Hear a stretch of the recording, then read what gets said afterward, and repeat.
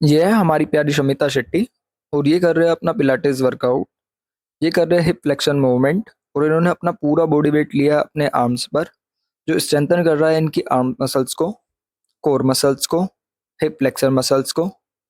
अब ये कर रहे हैं हिप एक्सटेंशन और फ्लेक्शन मूवमेंट, जो इम्प्रूव करता है इनके कोर स्टेबिलिटी को, स्ट्रेंथन करता है इनकी हिप एक्सटेंशन मसल्स को, हिप फ्लेक्शन मसल्स को, और इम्प्रूव करता है इनकी शोल्डर स्टेबिलिटी को।